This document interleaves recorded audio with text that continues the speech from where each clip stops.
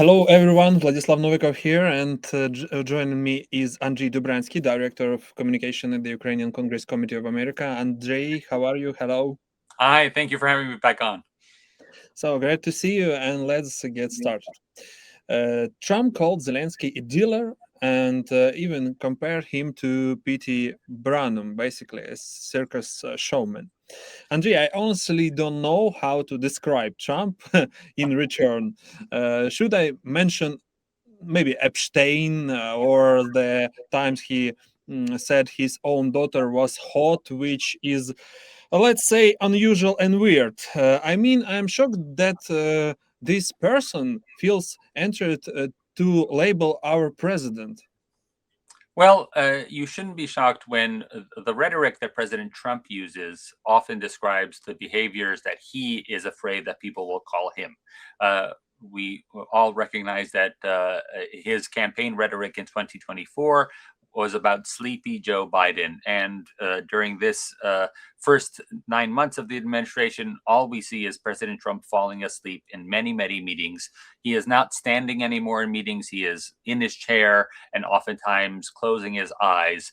Again, as he was condemning President Biden of being sleepy, he also talked about President Biden in the first, or he talked about Hillary Clinton in his first opponent, as well as Joe Biden in 2020 as being crooked. They are both crooked because they are corrupt people, and we are all seeing the enormous increase in wealth of himself, is his family fund having over $1 billion of new investment in it, his son-in-law making business deals all over the Middle East while negotiating peace there, as well as Donald Trump Jr. Having new building deals around the world. So what often comes from President Trump is a reflection of what he's worried about being called himself. And of course, as a TV reality show host and a entertainment personality, he is most scared of being exposed as being, as P.T. Barnum was, a showman without anything much behind him. Mhm. Okay. And one more thing. I'm always ready. Zelensky said after Trump urged Ukraine to hold elections. Andrei, doesn't it feel like Trump is repeating one of Putin's talking point about election in Ukraine? Of course, that is all that Trump can do. He has not engaged with Ukraine directly since meeting with President Zelensky in September in New York City, and he hasn't really engaged with Putin since that time as well. There was that one more meeting in October when President Zelensky came to visit about tomahawks, and President Trump had that phone call with Putin. But beyond that, President Trump isn't engaging in this process. He is not meeting or talking with Putin. He is not traveling to Ukraine to see what his great ally is doing, and he is just waiting for his assistants and his ministers to do whatever possible and propose to him a way of solving this issue, of having another peace deal. But at the same time that's happening, we are in a week where we see Cambodia and Thailand again beginning open hostilities with each other. So that's one of his peace deals that's falling apart. In the Congo, we have hundreds of thousands of people fleeing even after the peace deal because of repercussions between the ethnic strife in those two countries. And lastly, Israel has very clearly this week stated that they are not ready to move on towards phase 2 of this proposed peace plan. So the entire ceremony in Egypt, where Trump proclaimed that he has made peace in the Middle East, is also not something that is coming to fruition. Mhm. Okay, Bloomberg's columnist says Putin is thrilled with the new U.S. nation security strategy because his interests now line up with Trump when it comes to Europe. Wow, just wow. Yeah, well, I mean, the interesting was that this document came out late on the day on Friday after Congress had left town. After many of the journalists don't expect news to come from the White House, there was no press conference. They just put it out on the internet. And we did hear Secretary of Defense Hegseth speak at the Ronald Reagan Security Forum in California on the same day, and he emphasized a lot of the statements that align with Russia, as you mentioned, in the national security strategy. But what's more interesting is that less than 72 hours later, we have the proposed national defense authorization coming from Congress. Their language is out, and that's even longer than the 33-page national security document. That's just a guidance.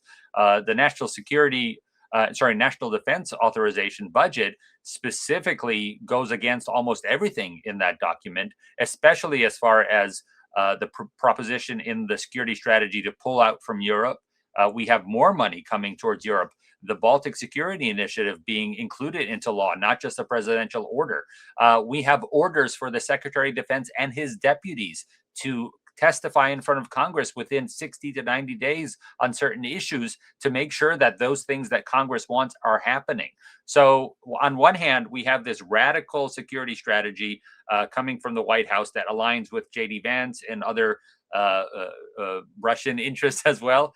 But at the same time, we have this national defense authorization from the Congress that's saying something completely different. That confuses not just Americans, that confuses world leaders trying to figure out what strategy the United States is using going forward. Okay, let's try talk about Europe.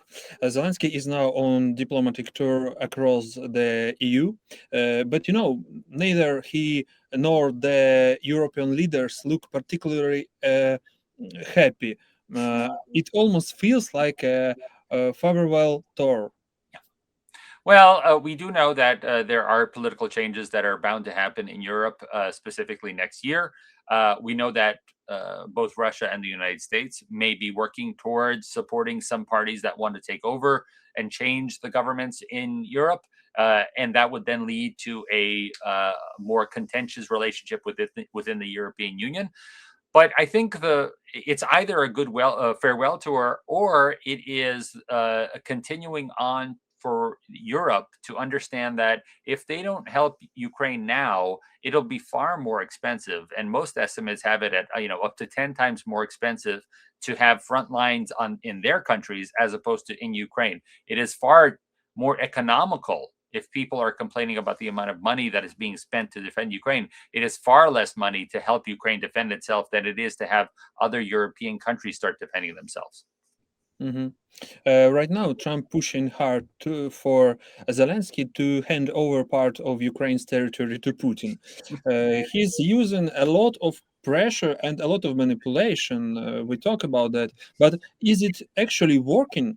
How are people in the US reacting to this? I mean, political and regular American. Well, first and foremost, we know that that we just had public polling done by the Reagan Foundation that has expressed that large majorities, not just 50%, but up to 70% and more of Americans support helping Ukraine even more, support sending weapons to Ukraine. It is a very popular perception by Americans, and specifically those Americans who voted for Trump, to support Ukraine right now. And that has been the case throughout since 2022 and the full-fledged invasion. As far as Congress, we saw last week even members of Congress who stood against sending weapons to Ukraine or including additional funding. Almost all of those members came to a hearing that involved members of the Senate of both parties and members of the House of Representatives of both parties, talking about returning children to Ukraine that have been stolen. So there are many aspects of this genocidal war against Ukraine that can elicit support from Americans, both elected officials and regular Americans. And I feel that every time that J.D. Vance is trying to convince the president that we can do something that's a little bit different, what he's finding is that the rest of America doesn't want to have that happen. Not least of which, we understand that giving up territory would not be a decision for President Zelensky. That is a decision for the people of Ukraine to change their constitution. And then at the same time, we have laws in the United States preventing the recognition of occupied territories in Ukraine, and we would have to change those laws again. Trump's son has been using informal pressure, saying the US might stop helping Ukraine. Is that basically what Trump himself thinks, but just doesn't want to say out loud? Well, I think we've heard that from President Trump. We've also heard that from from his son, Donald Trump Jr. We've heard that from the vice president, that we might just stop helping Ukraine. But at the same time, we have to do what the laws tell us to do. And in this national defense authorization that was just proposed, we have a lot of money included in there to help Ukraine. And we also have specific requirements for members of the administration in the Defense Department, in the State Department, that they have to testify within 60 to 90 days to ensure that everything that Congress is ordering them to do in U.S. law is happening as far as helping Ukraine. It feels like the EU sees itself as abandoned by Trump. So now it looks as as if the only thing the EU and Ukraine truly share is a common enemy. Trump, who's turning his back on them, but can Ukraine and the EU actually join force and push back against him?